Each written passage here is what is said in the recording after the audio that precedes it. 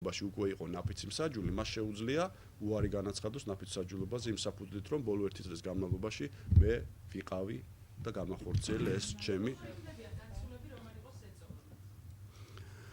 მოდი თქვათ ასე, დაცულობის მომენტი და ზეწოლის მომენტი პირობითად უნდა გავმიჯნოთ, პირობითად ვიმეორებ ორი სახის.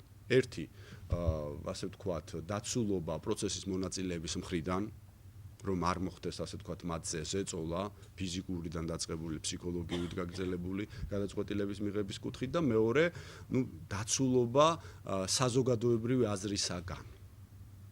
იმიტომ რომ შეიძლება საზოგადოებრივმა აზრმაც ასევე რაღაცა დოზით ზეგავლენა მოახდინოს ნაფიცი მსაჯულის მიერ გადაწყვეტილების მიღებას. ნაფიცი მსაჯული არის დაცული იმ გაგებით, რომ ჯერ ერთი ნებისმიერი მცდელობა მის მიმართ უკანონო დანაშაულებრივი მოქმედების განხორციელებისა იქნება დასჯილი. კანონმდებლებს პარალელურად შეაქვს ცვლილებები და დამატებები სხვადასხვა საკანონმდებლო აქტებში, მათ შორის ცვლილებები შედის სისხლის სამართლის კოდექსში, რომლის მიხედვითაც ნაფიცი მსაჯულისათვის ქრთამის მიცემა, ნაფიცი მსაჯულის მიერ ქრთამის აღება, ნაფიცი მსაჯულისათვის უკანონოდ ასე ვთქვათ დაყოლიების მცდელობა, მიმართვა სხვადასხვა სახით ზეწოლა იქნება დანაშაული. აქედან გამომდინარე, პირველივე მომენტი და როდესაც მოქალაქე მიდის როგორც ნაფიც მსაჯულთა კანდიდატი, მოსამართლე მას უმარტავს თავის უფლებებსა და მოვალეობებს და განუმარტავს იმას, რომ მას აქვს სრული უფლება სახელმწიფოს მხრიდან იყოს დაცული და როგორც კი იგი ფიქრობს, რომ მის მიმართ რაიმე უკანონო ხორციელდება, ეგრევე უნდა განაცხადოს პარალელურად და შეიძლება ფიზიკური დაცვის ღონისძიებაც კი გატარდეს მისი და მისი ოჯახის წევრების მიმართ. რაც შეეხება მეორე სახის დაცულობას, პირობით დაცულობას ვამბობ, იმიტომ რომ ნაფიცი მსაჯული ჩვენი ქვეყნის მოქალაქეა და ნაფიცი მსაჯულის აზრის ფორმირებაზე შეიძლება გარკვეულწილად ზეგავლენა მოახდინოს საზოგადოებაში გაბატონებულმა აზრმა, რომელიც იქმნება სხვადასხვა საშუალებებით, ძირითადად მასობრივი ინფორმაციის საშუალებებით, თქვენს მიერ გაკეთებული რეპორტაჟებით, ამ რეპორტაჟებში მხარეების მიერ მოცემული პოზიციით, ბუნებრივია, ყველა მხარე ამბობს, რომ ის მართალია, ყველა მხარე ამბობს, რომ მისი პოზიცია არის მისაღები, ცნობადი სახეებმა შეიძლება კომენტარები გააკეთონ და ასე შემდეგ და ასე შემდეგ. საფრთხე ამაშიც არსებობს, იმიტომ რომ ნაფიცმა მსაჯულმა ერთი რამ უნდა იცოდეს ძალიან მყარად. მან გადაწყვეტილება უნდა მიიღოს არა სხვისი აზრის გავლენის ქვეშ, არა მხარის ზეწოლით, არა თქვათ რაღაც ინფორმაციული ნაკადის მასზე ზემოქმედების ქვეშ, არამედ მხოლოდ და მხოლოდ იმ მტკიცებულებებზე და დაყრდნობით, რომელი მტკიცებულებებიც მხარეების მიერ წარმოდგენილი, გამოკვლეული იქნება და რომელიც მტკიცებულებებზე დაყრდნობით მხარეები შესთავაზებენ თავიანთ პოზიციას. ნაფიც მსაჯულებს აი ამ პროცესის მიმდინარეობის დროს ამ უფლებებსა და მოვალეობებს არაერთხელ განუმარტავს მოსამართლე. სპეციალური ინსტრუქციებია შექმნილი, რომელიც ამოქმედება პარალელურად ამ ინსტრუქციების თანახმად. ყველა დეტალი დაწყებული ელემენტარული სამართლებრივი პრობლემიდან, დამთავრებული იმით, რომ სათათბირო ოთახში შესვლის წინ კიდევ ერთხელ მოსამართლე გააფრთხილებს ნაფიც მსაჯულებს, რომ მათ გადაწყვეტილება უნდა მიიღონ მხოლოდ და მხოლოდ იმ მტკიცებულებების და იმ გავლენის, ასე ვთქვათ, ფარგლებში, რაც იყო სასამართლოს ხდომის დარბაზში და არა გარეშე ფაქტორებისგან.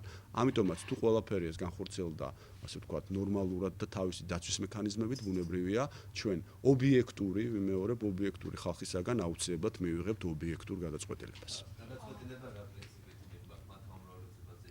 აი ძალიან მნიშვნელოვანი დაცვის გარანტია. კი ბატონო.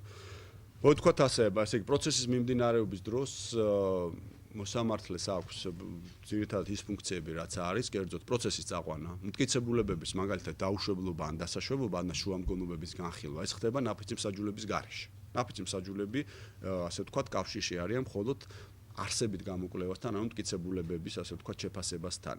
მაგრამ, როდესაც უკვე ნაფიცი მსაჯულები შევლენ სათათბირო ოთახში გადაწყვეტილების მისაღებად, გადაწყვეტილების მიღებასთან მიმართებაში მოსამართლე არანაირად არ ერევა. ანუ როგორც კი სათათბირო ოთახში დაიხურება კარები, სათათბირო ოთახში აღმოჩნდება მხოლოდ ნაფიცი მსაჯული, მათ ასე ვთქვათ, შემადგენლობა. ამ ნაფიცი მსაჯულებისაგან ერთ-ერთი ნაფიცი მსაჯული მათ მიერ შერჩეული დაინიშნება უფროს ნაფიც მსაჯულად, რომელიც წარუძღვება თათბირის სხდომას და რომელიც ასე ვთქვათ უზრუნველყოფს აი ამ პროცედურების განხორციელებას. მაგრამ ვიმეორებ, გადაწყვეტილებას ანუ დამნაშავეა თუ არა ეს პიროვნება, იღებს მხოლოდ და მხოლოდ ნაფიც საჯულთა სასამართლო. არც მოსამართლეს, არც მხარეებს, არც არავის არ აქვს უფლება რაიმე ფორმით პირდაპირ ანირიბად თავს მოახვიოს სათათბირო ოთახის შიგნით, ასე ვთქვათ, მათ ეს გადაწყვეტილება, იმიტომ რომ კანონის მიხედვით დაცულია ასევე ნაფიც საჯულთა სათათბირო ოთახის საიდუმლოება, ისევე როგორც ამ ნაფიც საჯულს არ აქვს უფლება გაამჟღავნოს, ასე ვთქვათ, თათბირის საიდუმლოება. მაგალითად, თქვას, რომ მე კი ამას დაუჭირე მხარი, მაგრამ პეტრემ, პავლემ და ივანემ საწინააღმდეგო გადაწყვეტილება მიიღეს, იმიტომ რომ ეს არის თათბირის საიდუმლოება. რაც შეეხება გადაწყვეტილების მიღებას, თუ ნაფიცი მსაჯულები ჩათვლიან, რომ იმდენად აშკარაა, თქვათ, ბრალდების მხარის უპირატესობა ან და დაცვის მხარის დომინაცია და რომ მათ არ ჭირდებათ ბევრი თათბირი, მათ შეუძლიათ შესვლისთანავე მიიღონ გადაწყვეტილება, დააყენონ გენჯისყრაზე საკითხი და მიიღონ, თქვათ, ეცადონ მიიღონ ერთსულოვანი გადაწყვეტილება. თუმცა, რა თქმა უნდა, უმრავლეს შემთხვევაში ამ ყველაფერს წინ წარუძღვება თათბირი თან საკმაოდ დიდხნიანი, იმიტომ რომ მცდელობა საწყის სტადიაზე არის ის, რომ გადაწყვეტილება იქნას მიღებული ერთსულოვნად. ანუ 12-დან 12-ვე მხარი დაუჭიროს ან გამართლებას, ან გამტყუნებას. თუმცა ბუნებრივია, გარკვეულ პერიოდში, გარკვეულ ვადასთან მიბის შემთხვევაში თუ ვერ ხდება ასეთი აბსოლუტური კონსენსუსის მიღწევა, ბუნებრივია ჩვენ ვერ დაელოდები შენ იმას, რომ ეს საქართველოს რეალობაში, ჩვენ სამოქალაქო საზოგადოებაში ამ საკითხთან დაკავშირებით იყოს მიღწეული. ამიტომაც კანონმდებელი პირველი 3 საათის შემდგომ თუ ასე ვთქვათ, ვერ ახერხებს ნაფიც საჯულთა სასამართლო ერთსულოვანი გადაწყვეტილების მიღებას, იძლევა საშუალებას იმისას, რომ გარკვეულწილად გადაწყვეტილება მიღებული იქნეს უკვე არაერთსულოვნად. და ეს ჩამოდის ამ წუთის მდგომარეობით, რაც კოდექსში არის, ასე ვთქვათ, 10-მდე, ანუ 10 ხმით უნდა იქნას მიღებული გადაწყვეტილება და 6 საათი და 6 საათის შემდგომ 3 საათი პლუს 6 საათი თუ ვერ იქნება გადაწყვეტილება მიღებული, ნაფიცი მსაჯულები ბრუნდებიან სასამართლოს ხდომის დარბაზში, სადაც მხარეების თანდასწრებით მოსამართლე არ ყვევს. რაიმე სუბიექტური მიზეზი ხო არ არის გადაწყვეტილების მიუღებლობისა. მაგალითად, ერთ-ერთი ნაფიცი მსაჯული არც დადებით გადაწყვეტილებას აძლევს ხმას, არც უარყოფით, იგი რაღაც გაუგებარ პოზიციებს აფიქსირებს და ამის შემდგომ კიდევ ერთხელ განუმარტავს მოსამართლე ნაფიც მსაჯულებს მათ მიერ მიღებული გადაწყვეტილების მნიშვნელობას და სთხოვს ბოლო 3 საათის განმავლობაში მიიღონ კიდევ ერთხელ ეცადონ გადაწყვეტილება.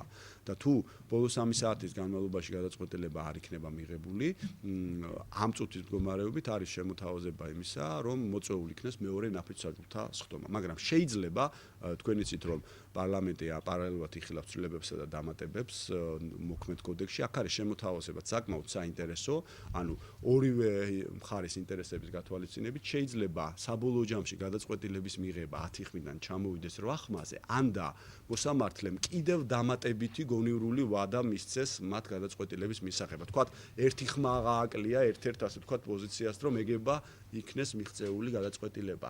თუმცა თუ მეორე მოწვევის, ასე ვთქვათ, შემადგენლობა იქნა საბოლოო ჯამში მოწვეული და ისინიც იგივე პროცედურით ამ გადაწყვეტილებას ვერ მიიღებენ, ეს ნიშნავს უკვე, რომ კონკრეტული პიროვნება გამართლებულად ცხადდება, ანუ ვერდიქტი ავტომატურად არის გამართლებისა, გამომართლებელი და რაც ყველაზე მთავარია, გამომართლებელი ვერდიქტი არ საჩივრდება.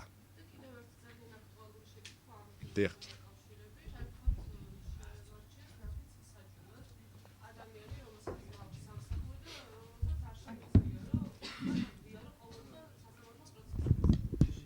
ემუქრება, იმიტომ ჩვენ ხო ამბობთ, რომ პილოტურად შემოდის თბილისის საქალაქო სასამართლოში, ეს ნიშნავს, რომ დანაშაულები იქნება მხოლოდ თბილისში ჩადენილი განზრახულობა დამოუკიდებელ გარემოებაში, ამომრჩეველიც სამოქალაქო რეესტრის სიაც იქნება მხოლოდ და მხოლოდ თბილისელებზე, თბილისში რეგისტრირებულ ამომრჩეველებზე, ანუ მათ არ დაჭირდებათ დიდი, ასე ვთქვათ, დისტანციიდან მგზავრობა. რაც შეეხება ნებისმიერ ხარჯს, რაც იქნება დაწყებული, ასე ვთქვათ, გადაადგილებით ავტობუსი, მიკროავტობუსი, ტაქსი, რა ვიცი, 1000 დაწყებული ამით და გაგრძელებული, თქვათ, კვების ხარჯებით და ყველაფრით. ნაფიც მსაჯულებს ყველა ეს ხარჯი აუნაზღაურდებათ. მაგრამ კი, გავაგრძელებ, ხო? მაგრამ ორი კომპონენტი გამოვყოთ. ეს არ არის ანაზღაურებადი საქმიანობა, ანუ მათ ხელფასი, ასე ვთქვათ, არ დაენიშნებათ ამისათვის. რაც შეეხება იმ შემთხვევაში, როდესაც სწორად აღინიშნა, იგი მოწყდება თავის სამსახურს. სახელმწიფოს მხრიდან არის გარანტია იმისა, რომ მას ეს ანაზღაურება უნარჩუნდება. არა, ვალდებულია რომ შეუნარჩუნოს. პასუხისმგებლობა დამქირავებელზეც ვრცელდება. ვალდებულია დამქირავებელს არ აქვს უფლება თავის დაქირავებულს ხელი შეუშალოს ნაფიცი მსაჯულების მოვალეობის შესრულებაში და კიდევ ერთხელ ვიმეორებ, არათუ უფლება არა აქვს, ვალდებულია ანაზღაურდეს და თქვა სიტყვაზე დავაც რომ წარმოიშვა სახელმწიფოს გარანტია იმისა, რომ ნაფიცი მსაჯული ის რაც ასე თქვა მას განაცდური აქვს ამ განაცდურს აუცილებლად მიიღებს და სახელმწიფო მერე აქეთ მოსთხოვს რეგრესის წესით პასუხს დამქირავებას, რატომ არ შეასრულა მან თავის ვალდებულება. როგორც წეგან აღნიშნეთ, თუ აღმოჩნდება შემთხვევით, რომ ერთი და იგივე ადამიანი ამოვარდა ბოლო 1 წლის განმავლობაში, მას აქვს უფლება თვითაცილება განაცხადოს.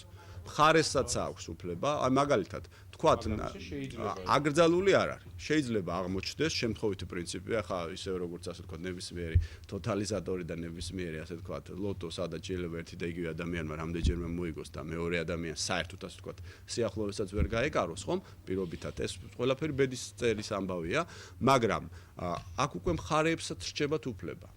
მხარეებს ჩვენ ვთქვით, რომ აქვთ ასე თქვათ დაუსაბუთებელი აცილების უფლება. თუ მაგალითად ნაფიცი მსაჯული დღეს ასე თქვათ ღებულობს მონაწილეობას პროცესში და მეორე ერთ-ერთმა მხარემ გაიგო, რომ თქვათ 3 წლის წინ, როდესაც მან ნაფიცი მსაჯულად მიიღო მონაწილეობა, მან გამოიტანა რაღაც გადაწყვეტილება, ხომ? ანუ აქ არ არის მან რას მისცა ხმა, მაგრამ შემადგენლობა მიიღო გამამტყუნებელი ან გამამართლებელი ვერდიქტი. ეს თვითონ თუ გაიგებს, იმიტომ რომ მხარეს უფლება აქვს მხოლოდ კითხოს ნაფიც მსაჯულს იყო თუ არა მანამდე ნაფიცი მსაჯული. რა სახის ვერდიქტი მიიღეს, ეს არ არის ასე ვთქვათ პასუხის სავალდებულობა, იმიტომ რომ ამით ჩვენ არ უნდა ვაიძულოთ ადამიანი დააფიქსიროს თავის პოზიცია, მაგრამ თუ მაგალითად იმდენად ცნობილი საქმე იყო თქვენი მეშვეობით საზოგადოებას აქვს ინფორმაცია რომ იმ შემადგენლობამ რომ შემადგენლობაშიც იყო მაგალითად გამამტყუნებელი ვერდიქტი გამოიტანა 3 წლის წინ ხო ბუნებრივია თქვა დაცვის მხარე შეიძლება ასეთი ნაფიცი მსაჯული აიცილოს ან და თქვა გამამართლებელი ვერდიქტი გამოიტანა შეიძლება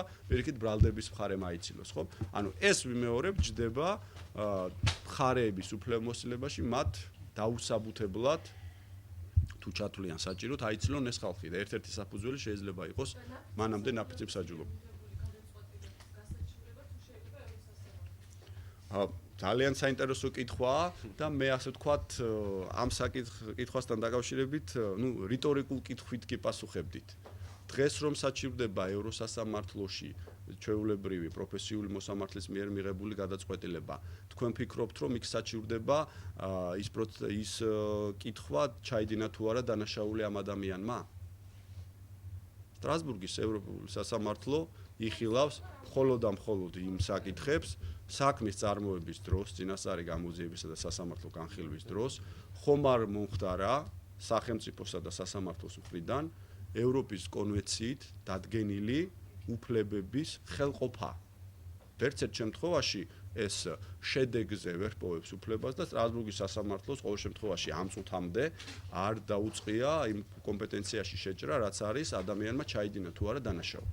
ბუნებრივია, კითხვის ნიშნები გაჩნდება, იმიტომ რომ თუ მაგალითად აპელანტი სტრასბურგის სასამართლოში ფიქრობს, რომ პროცედურულად დაირღვა წესები და თქვათ ასე, გამამართლებელი ვერდიქტი თუ მიიღო, ამაზე უკეთეს ის ვერაფერს ვერ მიიღებს, ხო? გამამართლებელი ვერდიქტთან დაკავშირებით იგი საერთოდ არაფერს არ გაასაჭირებს, ისე როგორც გამამართლებელი განაჩენის შემთხვევაში. თუ გამამტყუნებელი ვერდიქტი იქნა მიღებული, ბუნებრივია, მას ზოგადად შეზღუდული არ აქვს უფლებები, იმიტომ რომ პროცედურული დარღვევები, რომლებიც ჩვეულებრივი პროფესიული მოსამართლის მიერ საქმის განხილვის დროს შეიძლება იყოს, ისეთივე შეიძლება იყოს ნაფიცი მსაჯულების პროცესის დროს, იმიტომ რომ იქ მტკიცებულებების დასაშვებობას ეხება, საჯერის დანიშვნის პროცედურას ეხება, თავად პროცესის დაცვას ეხება და ამ საკითხთან დაკავშირებით ასევე მინდა გითხრათ, რომ საკმაოდ საინტერესო იქნება ალბათ პრეცედენტული გადაწყვეტილება, რომელსაც ადამიანის უფლებათა ევროპული სასამართლო მიიღებს ალბათ მალე, ეს ეხება ასე ვთქვათ ტექსასი ბელგიის წინააღმდეგ არის პალატის მიერ მიღებული გადაწყვეტილება, რომელიც დიდ პალატაშია გასაჩივრებული და რამდენიმე ქვეყანა ჩართულია ამ პროცესში, იმიტომ რომ ხა პირდაპირ ეს არ უკავშირდება ჩვენს პროცესს და პირდაპირ ეს არ არის ჩვენი ნაფიცების მსგავსი ინსტიტუტი, ასიზების სასამართლო ცოტათი განსხვავებული პროცედურებია, მაგრამ პრეცედენტულად, უბრალოდ თქვენ კითხვასთან დაკავშირებით, პასუხი არის ესეც, რომ არის